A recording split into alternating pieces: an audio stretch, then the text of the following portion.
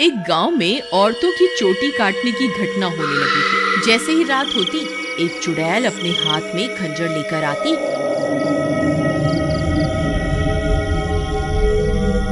और जो भी औरत उसे सोती हुई मिलती, वह चुड़ैल उसकी चोटी काट कर वहां से चली जाती। किसी को ये समझ नहीं आ रहा था कि ऐसा क्यों हो रहा है। फिर एक दिन, अरे भगवान, अपने बालों को छुपा कर रखो। पूरे गांव में चोटी काटने की घटना बढ़ती ही जा रही है। कहीं उस चुड़ैल की नजर तुम्हारे लंबे बालों पे चली गई तो वो तुम्हारी चोटी काट कर ले जाएगी। अजी, आपको घबराने की कोई जरूरत नहीं है।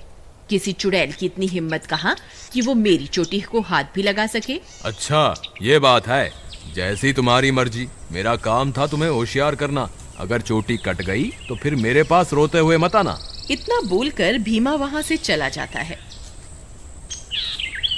फिर रात होने पर वह चोटी काटने वाली चुड़ैल फिर से गांव में आती है। वह अपने शिकार को इधर उधर ढूंढ रही होती है। तभी उसे एक घर की खिड़की से एक औरत सोती हुई दिखाई देती है। वह चुड़ैल उस घर में घुस जाती है और उस औरत की चोटी काट लेती है। जैसे ही औरत की चोटी कटती है, उसकी नींद खुल जाती है। हे भगवान, ये चुड़ैल अंदर कैसे आ गई? हाय, मेरी चोटी कहाँ गई? अरे मर गई रे, इसने तो मेरी चोटी काट ली। तभी वह चुड़ैल उसकी चोटी को लेकर वहां से उड़ जाती है। तभी वह औरत उसका पीछा करती है, लेकिन वह चुड़ैल अंधेरे में कहीं गायब हो जाती है। तभी उसका पति भी उसके पीछे पीछे वहां आ जाता है। क्या हुआ मीना, तुम अचानक इतनी रात को यहाँ क्यों भाग कर आ गई? देखिए ना, इस चुड़ैल ने मेरी चोटी ही काट दी और न जाने अंधेरे में कहाँ गायब हो गई है। हे भगवान, ये क्या हो गया? तुम तो ठीक हो ना? उसने तुम्हें तो कोई नुकसान नहीं पहुंचाया ना? फिर वे दोनों उदास मन से वापस अपने घर आ जाते हैं।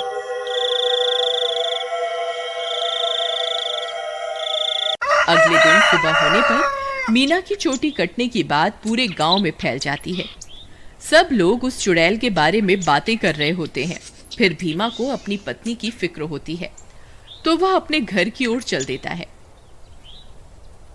घर पहुंचकर वह अपनी पत्नी के कमरे में जाता है तो देखता है कि उसकी पत्नी अपने बालों को संवार रही होती है। अरे सुमन, तुम्हें पता चला? कल रात को मेरे दोस्त मोहन की पत्नी की चोटी उस चुड़ैल ने काट ली। मुझे तो तुम्हारे लिए बहुत डर लग रहा है। कहीं वो चुड़ैल यहाँ ना आ जाए।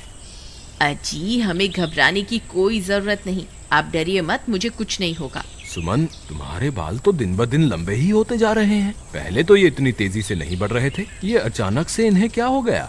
अजी, मैं अब अपने बालों की कुछ ज्यादा ही देखभाल कर रही हूँ ना, इसलिए। ठीक है, ठीक है, तुम अपना ख्याल रखा करो। मैं अपने दोस्त मोहन से मिलकर आता हूँ।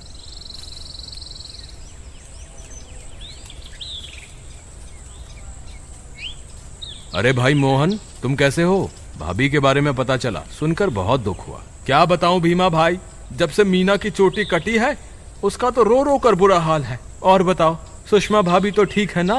अब तुम्हें भाभी का बहुत ज्यादा ख्याल रखना होगा, कहीं चुड़ैल उन्हें अपना अगला शिकार न बना ले। तुम सही कहते हो भाई, मुझे भी बहुत फिक्र हो रही है। ठीक है, अब मैं चलता हूँ। तुम अपना और मीना का ध्यान रखना। फिर इतना बोलकर भीमा वापस अपने घर आ जाता है।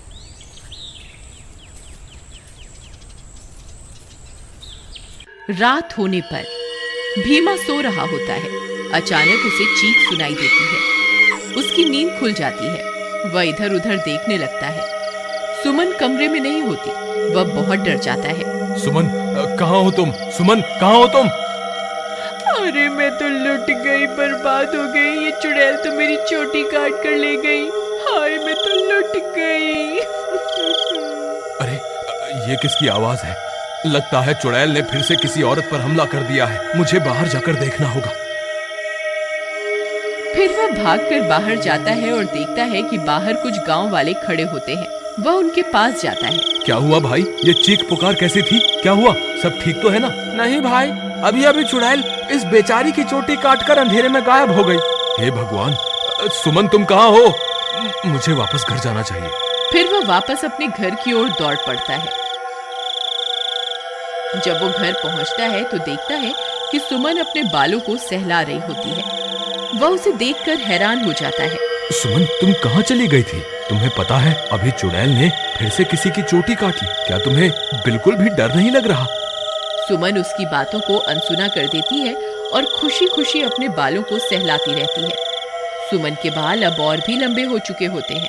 ये क्या सुमन, तुम्हारे बाल तो एक दिन में ही इतने लंबे हो गए, ये कैसे हो सकता है? भीमा सुमन के बाल देखकर घबरा जाता है।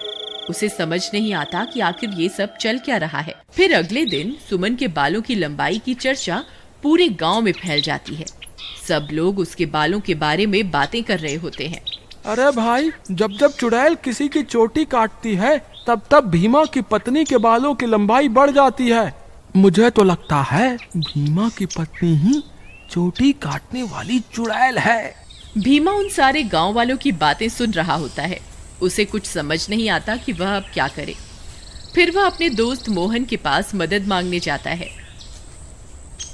मोहन भाई, मुझे लगता है सुमन ही चुड़ैल है जो गांव में सबकी चोटी काट रही है। तुम ऐसा क्यों कह रहे हो भाई? भाई, जब जब किसी की चोटी कटती है तब तब सुमन की बालों की लंबाई बढ़ जाती है। और कल जब चुड़ैल का हमला हुआ तब सुमन अपने बिस्तर पर भी नहीं थी, फिर अचानक पता नहीं कहां से आ गई। अगर ऐसा है तो हमें कुछ ना कुछ करना होगा। तुम आज रात को सोने का नाटक करना, फिर जैसे ही भाभी घर से निकले तुम उसका पीछा करना, तब दूध का दूध और पानी का पानी हो जाएगा। मोहन भाई, तुम भी मेरे साथ मेरे घर चलो, तुम वहीं छुप जाना, फिर हम इसे रंगे हाथों पकड़ेंगे। ठीक है, चलो फिर।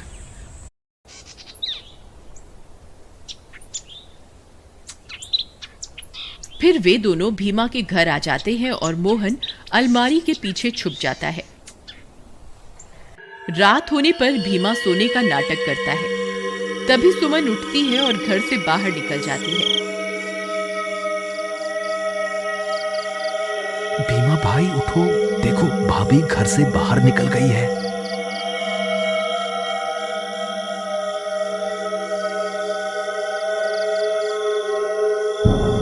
सुमन थोड़ी दूर जाते ही चुड़ैल में बदल जाती है और अपने शिकार की तलाश करने लगती है।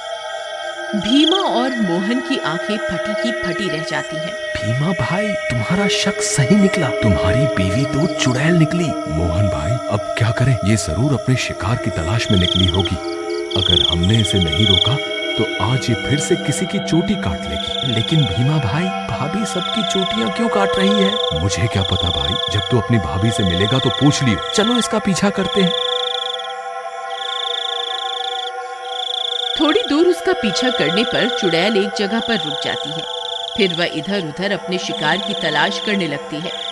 तभी चुड़ैल की नजर एक घर पर पड़ती है और वह उस घर में घुस जाती है।